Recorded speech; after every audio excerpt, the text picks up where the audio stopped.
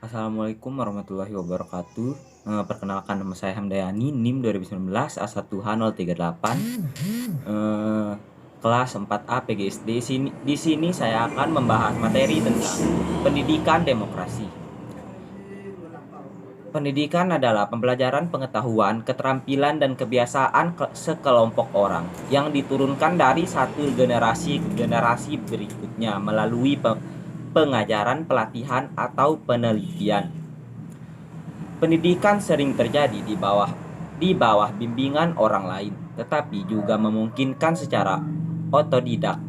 Setiap pengalaman yang memiliki efek formatif pada cara orang berpikir, merasa, atau tindakan dapat dianggap pendidikan. Pendidikan umumnya dibagi menjadi tahap seperti prasekolah, sekolah dasar, sekolah menengah, dan kemudian perguruan tinggi, universitas, atau magang. Kata demokrasi berasal dari bahasa Yunani yaitu demos dan kratein. Demos berarti rakyat, sedangkan kratein berarti kekuasaan. Bentuk kekuasaan dari, oleh, dan untuk rakyat. Pendidikan yang demokratik adalah pendidikan yang memberikan kesempatan yang sama kepada setiap anak untuk mendapatkan pendidikan di sekolah sesuai dengan kemampuannya. Pengertian demokratik di sini mencakup arti baik secara horizontal maupun vertikal. Maksud demokrasi secara horizontal adalah bahwa setiap anak, tidak ada kecualiannya, mendapatkan kesempatan yang sama untuk menikmati pendidikan sekolah. Hal ini tercermin pada Undang-Undang Dasar 1945 Pasal 31 Ayat 1, yaitu tiap-tiap warga negara berhak mendapat pengajaran. Sementara itu, demokrasi secara vertikal ialah bahwa setiap anak mendapat kesempatan yang sama untuk mencapai tingkat pendidikan sekolah yang setinggi-tingginya sesuai dengan kemampuannya. Hubungan pendidikan dengan demokrasi. Dalam perspektif studi kultural, sistem pendidikan merupakan bagian yang terintegrasi dari sistem budaya, sosial, politik, dan ekonomi sebagai suatu kebutuhan. Sistem negara dan pendidikan merupakan sistem yang terintegrasi dalam sistem kekuasaan. Dalam kaitan ini terdapat hubungan yang erat antara pendidikan dan demokrasi, yaitu satu, pendidikan sebagai sarana perubahan budaya masyarakat. Masalah pendidikan tidak lepas dari kebudayaan suatu masyarakat dan politik. Di dalamnya, proses pendidikan bersifat dinamis yang menggerakkan dan merubah nilai-nilai suatu masyarakat sesuai dengan perubahan kehidupan yang ada. Pendidikan dipengaruhi oleh bentuk-bentuk kebudayaan masyarakat lokal maupun nasional yang dinamika yang ditentukan oleh kemampuan-kemampuan pribadi sebagai anggota masyarakat. Dengan demikian, tanpa pendidikan tidak mungkin suatu masyarakat dapat mengubah budaya dan negaranya ke arah yang lebih baik. Yang kedua, pendidikan sebagai pelaksanaan kekuasaan negara. Sistem pendidikan dapat merubah gaya hidup suatu masyarakat karena dapat merubah tingkah laku seseorang dalam berpikir yang lebih terbuka.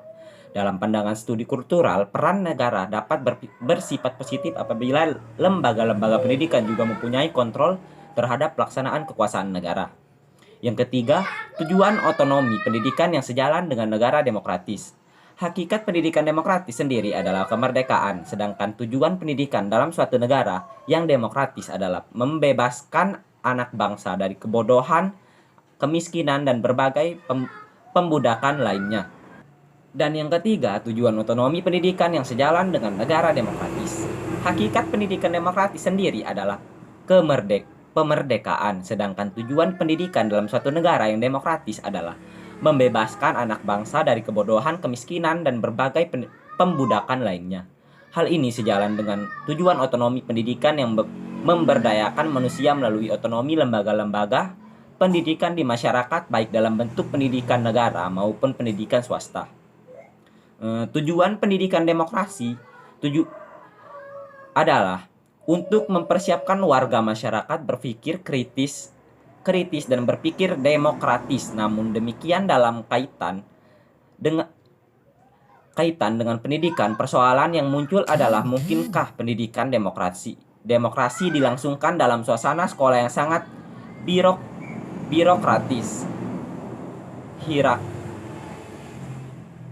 hierarkis, sentralistis, dan elitis. Dengan demikian, tampaklah bahwa demokrasi pendidikan merupakan pandangan yang hidup Pandangan hidup yang mengutamakan persamaan hak dan kewajiban serta perlakuan yang sama di dalam berlangsungnya proses pendidikan antara pendidik dan anak didik, serta juga dengan pengelola pendidikan. Karena itulah demokrasi pendidikan dalam pengertian yang lebih luas patut selalu dianalisis, sehingga memberikan manfaat dan praktek kehidupan dan pendidikan yang baik yang paling tidak mengandung hak-hak sebagai berikut.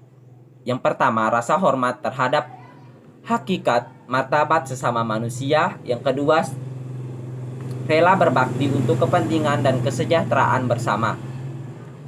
Sekian, wassalamualaikum warahmatullahi wabarakatuh.